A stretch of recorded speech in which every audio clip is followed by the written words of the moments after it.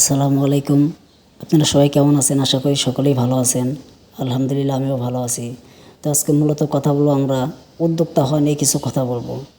আসলে আমরা পড়াশোনা শেষ করে এসে চাকরি না পেয়ে অনেকে বেকার অবস্থায় বসে থাকি।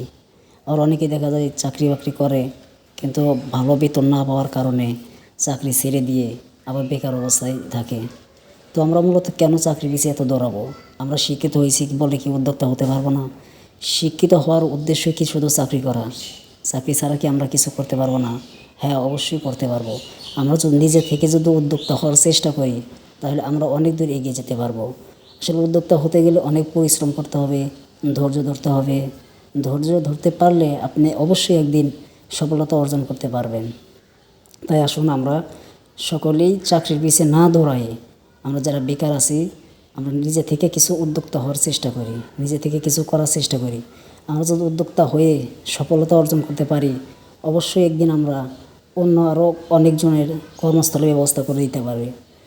আমরা চাইলেই উদ্যোক্তা হতে পারি, কিন্তু আমরা শুধু চাকরির পিছেই দৌড়াই। শুধু কেন চাকরির পিছে দৌড়াতে হবে? নিজে থেকে কিছু চেষ্টা করলে তো করতে পারি আমরা। তাই আসুন আমরা নিজে থেকে উদ্যোক্তা হওয়ার চেষ্টা করি। আপনি চাইলে 2টা গরু পালতে পারেন, আপনি চাইলে ছাগল পালতে পারেন। এর জন্য আপনাকে অনেকজন অনেক কথা বলবে যে পড়াশোনা শেষ করে এসে কেন তুই কৃষিকাজ করবি বা খামার দিবি। আসলে মূলত এগুলো বিষয়ে কান দেওয়া যাবে না।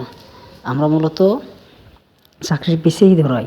পিছে না দৌড়ে নিজে থেকে উদ্যোক্তা হওয়ার চেষ্টা করি, তাহলে একদিন আমরা অবশ্যই সফলতা অর্জন করতে পারবো। আপনি যদি মন দিয়ে পরিশ্রম করে ধৈর্যের সহিত কাজ করতে পারেন, অবশ্যই আপনি একদিন সফলতা অর্জন করতে পারবেন ইনশাআল্লাহ। ভালো থাকবেন সবাই। পরবর্তী ভিডিওতে আরও সুন্দর সুন্দর বিষয়ে আলোচনা হবে ইনশাআল্লাহ। আসসালামু আলাইকুম।